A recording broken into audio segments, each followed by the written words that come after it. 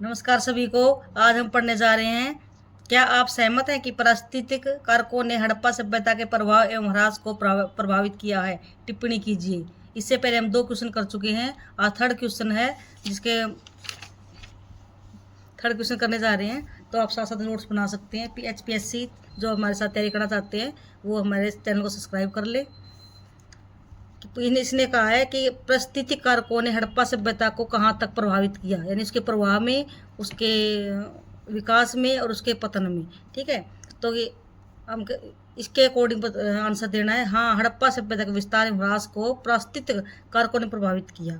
क्यों, कैसे किया? भौगोलिक स्थितियों ने, जलवायु ने और उसकी क्या है बाह्य आक्रमण प्रणाली ने, जो बाहर से आक्रमण हुए, ये प्रभावी रहे। लेकिन ये इनको पूरी तरह से नष्ट नहीं कर सके, रोक नहीं सके। तो उसको प्रभावित करने वाले कारक कौन कौन से हैं, जो इसके पतन में भी है और उसके प्रभाव में भी। प्रभाव मतलब उसके विकास में। विस्तार में कौन कौन सहायक है भाई? प्रभाव मतलब विस्तार में सांस्कृतिक प्रभाव, आर्थिक प्रभाव और एक है धार्मिक प्रभाव। ठीक है, तो सांस्कृतिक प्रभाव में क्या है, देखेंगे सांस्कृतिक प्रभाव क्या है। हड़प्पा से नगर नियोजन प्रणाली, उसके किस तरह से उन्होंने नगरों का नियोजन किया हुआ था, किस तरह से मकान बने हुए थे, कैसे खिड़कियाँ लगी हुई थी, ये सब उस पर उसको प्रभाव डालता है। क्योंकि 2 मंजिला मकान बने हुए थे और खिड़कियाँ ऊपर की तरफ लगाई गई थी ताकि गोपनीयता का ध्यान रखा जा सके। जल निकासी प्रणाली के लिए बहुत सुंदर तरीके से नालियाँ बनाई गई थी, जो ऊपर से ढकी हुई थी और जो मेन होल के साथ अटैच थी, तो गंदगी नीचे मेन होल में रह जाए और पानी सीधा निकल जाए। भवन निर्माण, वही भवन निर्माण में क्या है, एक तरीके से भवनों का निर्माण किया गया था। जैसे 2 मंजिला मकान थे और साथ साथ क्या है, खिड़कियाँ बाहर तरफ ना खुलकर अंदर की तरफ खुलती थी। सिर्फ एक लोथला सा था जिसमें खिड़कियाँ मेन सड़क पर खुलती थी, दरवाजे मेन सड़क पर लगे हुए थे। आर्थिक प्रभाव में क्या भाई, मुद्रा प्रणाली, कृषि व्यवस्था, पशुपालन, शिल्प एवं उद्योग धंधे, व्यापार एवं वाणिज्य। इसमें मुद्रा में क्या होता है, जो आजकल हम नोट या करेंसी यूज करते हैं ना, उसको मुद्रा प्रणाली कहते हैं। लेकिन उस टाइम क्या था, उस टाइम मुद्रा प्रणाली नहीं थी। और क्या है, लेन देन किससे होता था, वस्तु विनिमय, यानी अनाज के बदले सब्जी लेनी और सब्जी के बदले, पशुओं के बदले, गायों के बदले कुछ दूसरी वस्तु लेनी। इस तरह से विनिमय वस्तु की प्रणाली, मतलब वस्तु विनिमय था। जिसको जिसकी जैसी जरूरत है उसको वैसे ही अदला बदली चीज चलती थी। कृषि व्यवस्था मजबूत थी। वही चना, मटर, जौ, गेहूँ, चावल, ये सब उगाए जाते थे उस टाइम।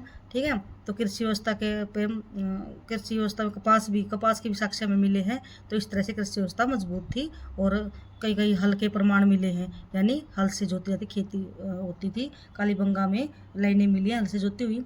पशुपालन होता था अच्छी तरह से। गायें, भैंस, बकरी, घोड़ा नहीं, गायें, भैंस, बकरी, उसके साक्ष्य मिले हैं। घोड़े के साक्ष्य मिले तो हैं कहीं सुरकोदरा से खुर वगैरह, लेकिन अच्छी मतलब एक सुदृढ़ प्रमाण नहीं मिलते। तीसरा क्या है, शिल्प एवं उद्योग क्या है, शिल्प में क्या आता है, जो हम हाथ से चीज़ें बनाते हैं, जैसे कुम्हार का चाक, मिट्टी के बर्तन इत्यादि। मन के बनाने की प्रणाली, उस टाइम मन के बनाने का सूती वस्त्र उद्योग, ये काफ़ी सुदृढ़ थे। क्योंकि सूती वस्त्रों के मोहनजोदड़ो में एक मूर्ति मिली है जिस पर सूती वस्त्र के छाप मिली है।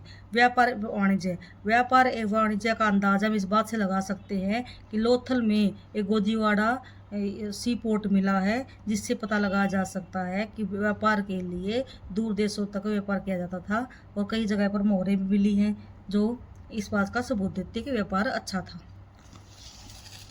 धार्मिक एवं सामाजिक जीवन में क्या भाई, धार्मिक मतलब जो धर्म क्या, किस तरह धर्म को मानते थे।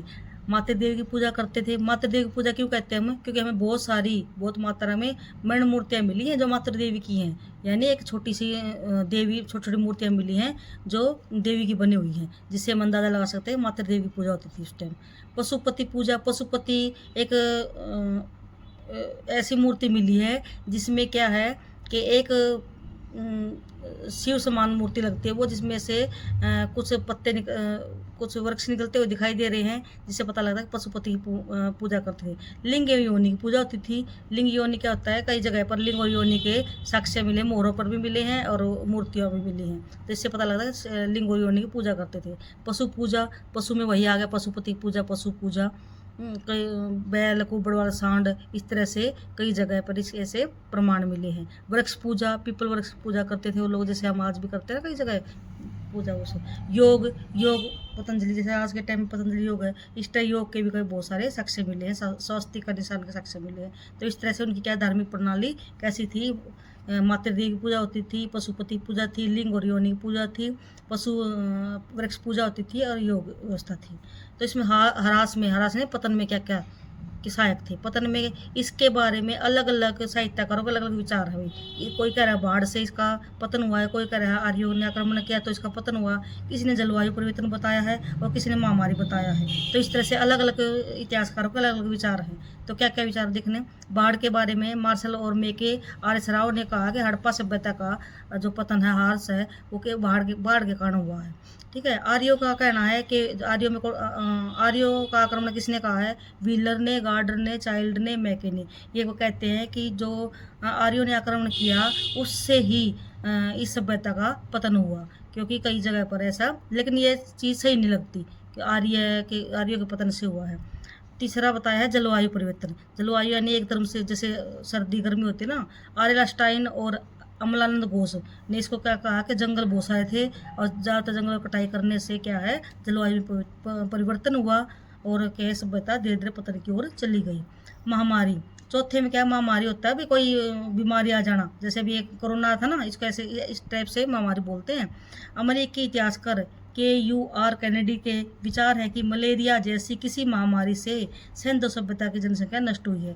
क्या कैनेडी ने क्या कहा है कि मलेरिया से ये सब ऐसा हुआ, क्यों कहा, क्योंकि एक जगह मोहनजोदड़ो में एक साथ कई कब्रिस्तान में कई कंकाल मिले हैं, जिससे ये अंदाज़ा लगाया जा सकता है कि भी शायद महामारी फैली हो। भूतात्विक परिवर्तन का अंदर भूमि के अंदर गर्मी होना, जिसे कहते हैं ना भूकंप आना, अंदर से ज्वाला फटती है उस तरह। भूतात्विक परिवर्तनों के कारण नदियों के मार्ग में बदल गए, जिससे लोगों में सिंचाई, पीने पानी का अभाव हुआ, तो भी सभ्यता का पतन हुआ। तो इस तरह से अलग अलग विचारकों ने, अलग अलग इतिहासकारों ने अलग अलग अपने विचार रखे हैं जो उसके पतन के कारण बताते हैं। क्या, एक पहला बाढ़, दूसरा आर्यों का आक्रमण, तीसरा जलवायु परिवर्तन, चौथा क्या महामारी, पांचवा भूतात्विक परिवर्तन। वैसे तो इसके बहुत सारे मिल सकते हैं भाई, लेकिन हम पता क्या है, हम कमी करेंगे क्योंकि बस इतना मेंस में इतना ही लिख पाते हैं। 4 पेज में लिखना कंप्लीट करना होता है क्वेश्चन, तो उसके अकॉर्डिंग हम निष्कर्ष तौर पे कहा जा सकता है कि हड़प्पा सभ्यता के विस्तार में सांस्कृतिक, आर्थिक तथा धार्मिक कारण प्रभावी रहे। इसने क्या कहा भी, जिसके जो विस्तार है, विस्तार में तो क्या क्या चीज़ है जो इसको सुदृढ़ बनाती है, इसका विस्तार करती है, क्या है, उसकी संस्कृति है, उसका आर्थिक प्रभाव है, अर्थव्यवस्था बहुत अच्छी थी और धार्मिक धर्म का काफ़ी विस्तार था, तो इसको प्रभावी बनाते हैं। वहीं क्या क्या कहते हैं कि भी ह्रास में, पतन में क्या क्या कारण है, अलग अलग विचारकों के अलग अलग है। कोई कहता कि भी बाढ़ आई थी, कोई कहता है कि भाई आर्यों के आक्रमण हुए थे या जलवायु परिवर्तन थे, महामारी आई थी। इस तरह से अलग अलग विचारकों ने अलग अलग विचार दिए हैं।